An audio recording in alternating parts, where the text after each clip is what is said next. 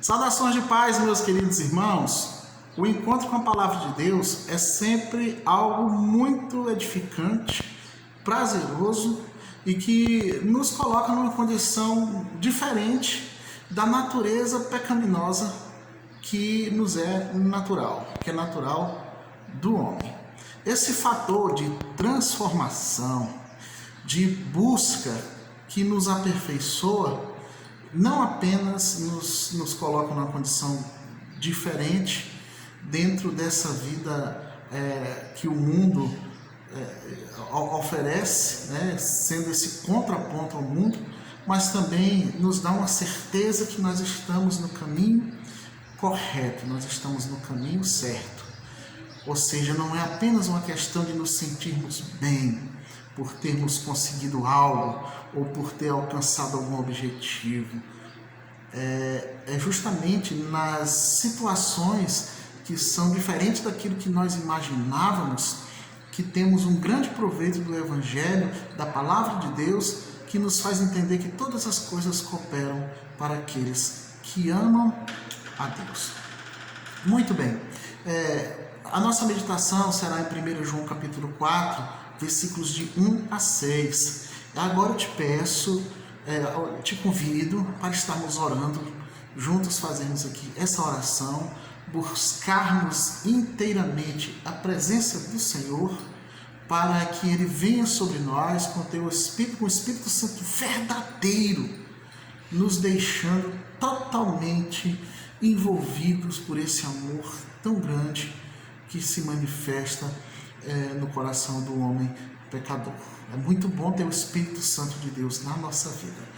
Ore comigo. Eu quero te agradecer, meu Deus, em nome de Jesus, clamar pelo teu nome, clamar pelo teu Espírito Santo, Ele fazendo parte em nós, habitando em nosso viver, sendo nós essa casa espiritual, que ao tempo que somos edificados, trabalhamos para a edificação dos outros também, porque isso é o corpo de Cristo. Pai, nós te agradecemos por pertencer a esse corpo, onde no seu convívio, na sua mutualidade, nós desenvolvemos a nossa fé e, sendo mesmo provados, alcançamos do Senhor o melhor entendimento da tua vontade. Que a nossa vida só melhore, só se desenvolva dentro de tudo que o Senhor tem nos dado como verdade a ser aprendido e vivido em nome de Jesus. Amém? Vamos ao texto. 1 João capítulo 4, versículos de 1 a 6, que vai nos dizer assim: Amados, não creiais em todo o espírito, mas provai se os espíritos vêm de Deus. Porque já muitos falsos profetas têm surgido no mundo. Nisto conheceis o Espírito de Deus. Todo espírito que confessa que Jesus Cristo veio em carne é de Deus. Mas todo espírito que não confessa todo espírito que não confessar Jesus não é de Deus. Este é o espírito do anticristo, do qual já ouvistes que há de vir e agora já está no mundo. Filhinhos, vós sois de Deus e já os vencestes, porque maior é o que está em nós do que o que está no mundo. Eles são do mundo porque falam do mundo, e o mundo os ouve. Nós somos de Deus, e quem conhece a Deus nos ouve, mas aquele que não é de Deus não nos ouve. Nisto reconhecemos o espírito da verdade e o espírito do erro. Vamos ler aqui essa parte muito importante para o entendimento do texto, quando diz no versículo 6, na parte B: Nisto conhecemos o espírito da verdade e o espírito do erro. Esse texto, um tanto, não vou dizer complicado, mas que exige uma maior dedicação para o entendimento dele, nos faz ver o quanto a palavra de Deus traz assuntos que são importantes, assuntos que não podem ser ignorados, porque eles refletem ou influenciam diretamente na nossa vida. O que nós estaremos vendo aqui? principalmente a questão do que é e do que não é, do que está e do que não está. E nós somos naturalmente procuradores de certezas. Queremos saber o que é, o que está, se realmente o que é verdadeiro, o que é falso, para que baseemos a nossa vida em cima daquilo que é confiável. Então, a palavra de Deus, a gente pode partir do primeiro ponto que ela tem credibilidade. Nós sabemos que a palavra de Deus tem credibilidade. Quem tem dado crédito à nossa pregação que é baseada na palavra? Mas nem todos têm esse pensamento, nem todos acreditam nessa palavra, nem todos a têm como verdadeira. Mas para nós a palavra tem credibilidade. Mas surge uma pergunta: e o pregador da palavra tem credibilidade? O transmissor da palavra merece o crédito? Eu posso dizer que a palavra do Senhor ela tem mais autoridade do que o próprio transmissor, do que o próprio pregador. Porque essa credibilidade ela faz com que ela não dependa do homem. A palavra de Deus não depende do homem, embora o homem possa anunciá-la. O fato do homem não ser fiel não faz da palavra inadequada. Ela está intacta. E ser um transmissor da palavra é um privilégio. Mas é um privilégio que traz junto consigo a responsabilidade. Há de se ter muita responsabilidade ao anunciar a palavra de Deus. O que nós aprendemos? Que esse anúncio, além de ser uma responsabilidade, é que se houver algum problema, esse problema não é na palavra. Se houver algum distúrbio, se houver alguma desconexão com a verdade, na pregação da palavra de Deus, essa verdade diz respeito ao homem e não à palavra em si. Por isso que a gente fala nessa questão de ser responsável na hora de anunciá-la. É ter esse zelo, de procurar ser fiel com as escrituras. Porque é isso que dará ao pregador, ao anunciador, ao profeta, a credibilidade, a aproximação dele, da sua credibilidade com a credibilidade que a palavra de Deus tem. Eu quero buscar ser um pregador de confiança. Esse é o objetivo que todo aquele que anuncia a palavra precisa ter. Quero ser um pregador da palavra de Deus de confiança. E muitos falsos profetas, eles têm surgido, eles têm aparecido no mundo, isso é fato, o texto está dizendo, já está no mundo. E mesmo não sendo nós como eles, nós podemos ser confundidos como os tais. Ser confundido é uma situação injusta, é quando você parece ser o que não é. Por isso, a grande importância de procurarmos saber qual é a relação entre o Espírito Santo, a Palavra de Deus e nós, que somos profetas que anunciam, que somos aqueles que anunciam a Palavra.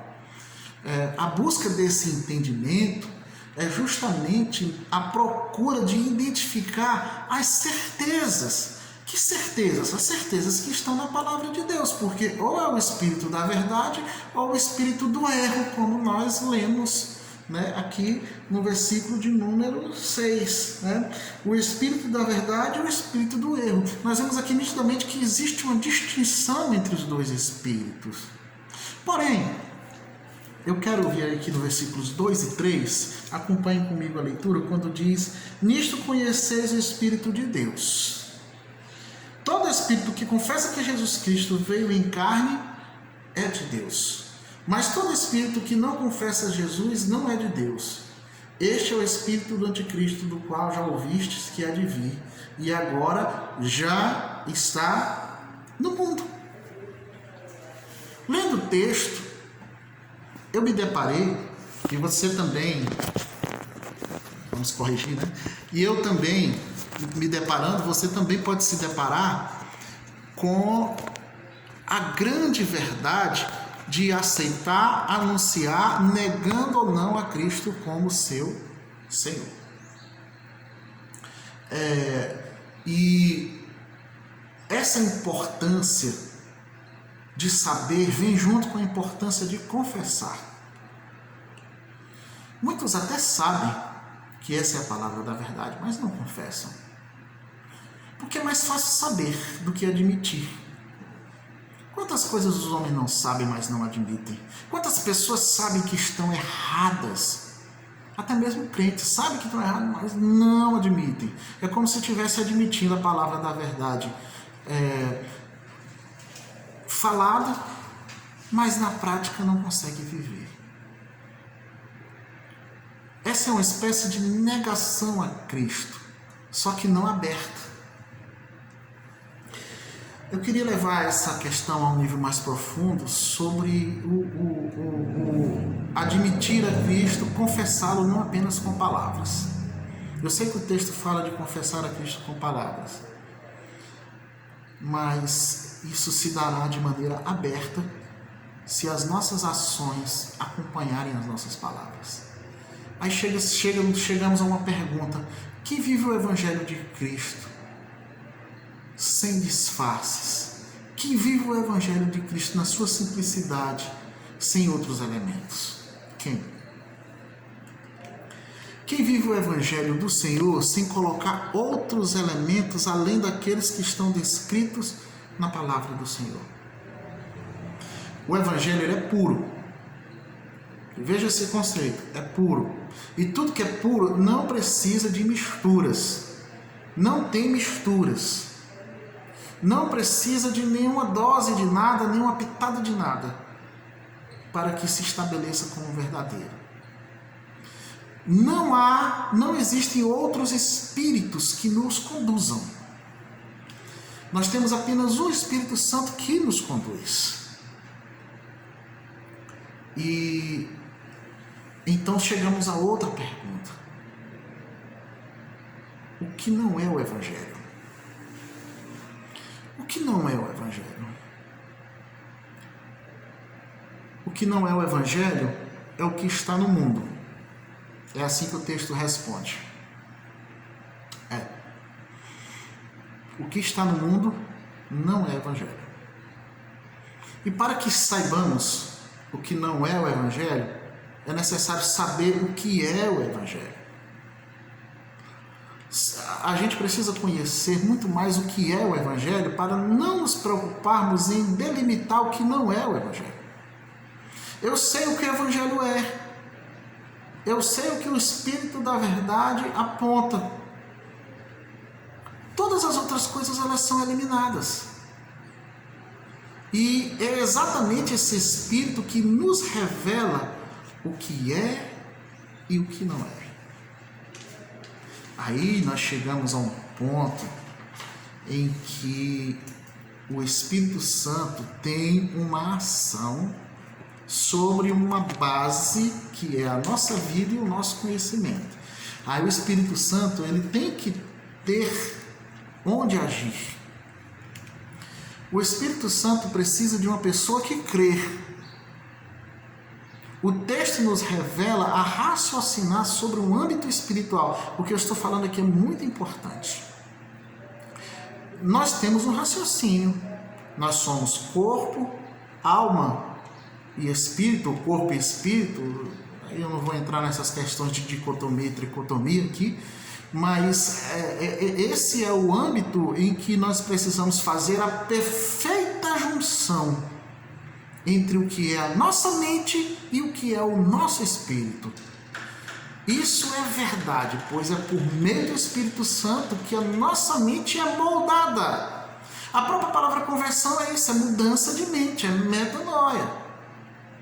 Vejamos o que o texto ele vem fazendo um convite para nós unirmos o que é racional com aquilo que é espiritual. Mente e espírito.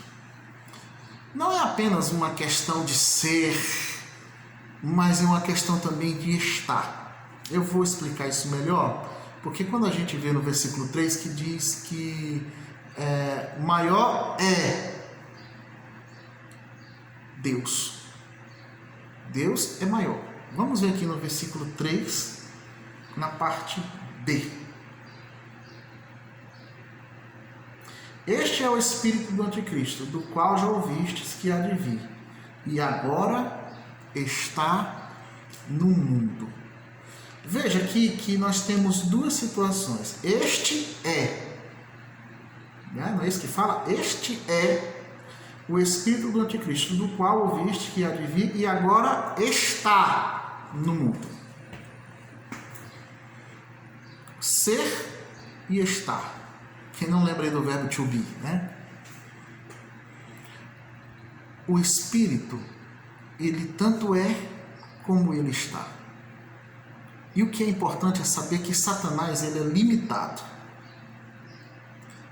Embora o mundo seja grande, vultoso e tenha o seu poder, ele não é maior do que Deus. O versículo 4 vem nos dar essa garantia, porque isso é uma garantia, meus irmãos. E nós não falamos de certeza lá no começo? Muito bom, é sempre bom trabalhar com garantia.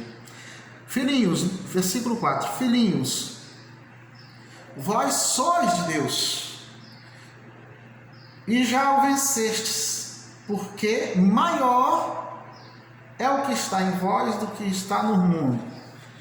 Quem é maior? É o que está em nós. Nós não somos maiores, mas nós estamos com quem é maior. Nós temos dois estar, o que está em Deus e o que está no mundo. Veja que o versículo 4b, quando diz que maior é o que está em nós do que o está no mundo, está dizendo que Satanás é limitado. Ele não é maior. Ele é, mas não é maior. Ele está, mas não é maior. Pessoas, situações, regras, tudo isso se manifesta no mundo. Quantas regras nós não temos que seguir, que muitas delas nem sequer andam de perto dentro daquilo que o Evangelho ensina, mas são coisas do mundo. Quantas situações nós precisamos passar, porque são os ditames do mundo. Com quantas pessoas nós temos que lidar que não admitem a Cristo como o Senhor e Salvador, nunca nos entenderão, nunca, ao ouvir a palavra de Deus, entenderão. Tudo isso manifesta-se. A palavra nos chama a nos concentrarmos naquele que é maior. A palavra de Deus, nesse texto, nos chama a nos concentrarmos não no que está no mundo, embora nós também estejamos no mundo. Estamos no mesmo lugar, habitando no mesmo lugar daquele que está no mundo. E o versículo 5 e 6, ele vem analisando essa diferença.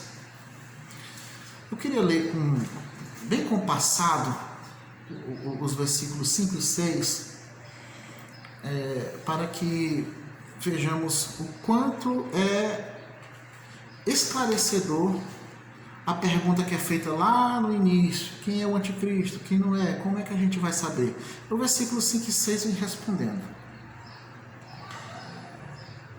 eles são do mundo, por isso falam do mundo. O amor é de Deus. Quem ama é nascido de Deus. Perdão, meus irmãos, eu estava lendo no outro lugar errado. Eles são do mundo, por isso falam do mundo, e o mundo os ouve. Versículo 6. Nós somos de Deus, e quem conhece a Deus nos ouve. Mas aquele que não é de Deus não nos ouve. Nisto reconhecemos o espírito da verdade e do erro. Olha só, nisto conhecemos o espírito da verdade e do erro. Qual é a resposta? Como sabemos se é o espírito do erro ou da verdade? Na audição espiritual.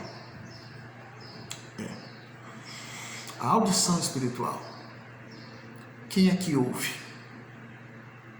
quem repugna?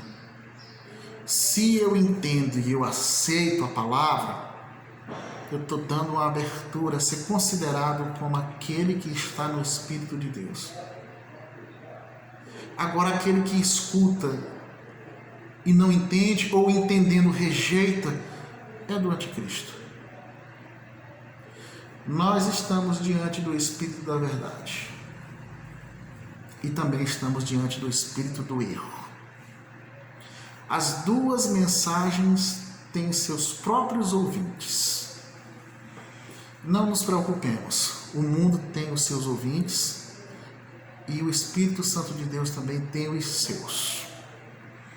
Essa audição espiritual provoca no homem que ele responda. Ao ouvir, ele confessa ou não.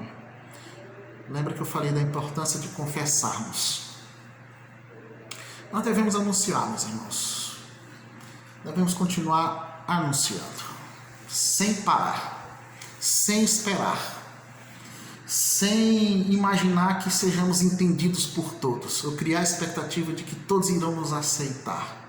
Não.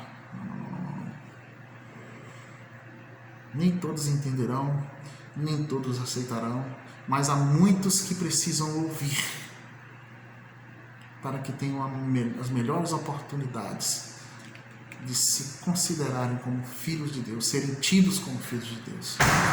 Amém? Vamos orar. Pai bendito, obrigado pela tua palavra, pelo teu poder, pela manifestação da tua glória na tua igreja, na tua casa e nas pessoas, Pai, em nome de Jesus. Muito obrigado, meu Deus, pelo que tu tem nos dado, pelo que tu tem nos feito, pelo que tu tem realizado. Glória seja dada ao teu nome para todo sempre. Amém.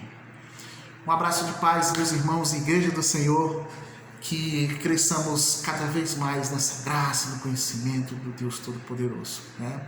As queridas que estão nos ouvindo, os meus amados irmãos, considerem aqui o meu abraço, porque temos por certo que o Senhor nos une, em nome de Jesus. Amém.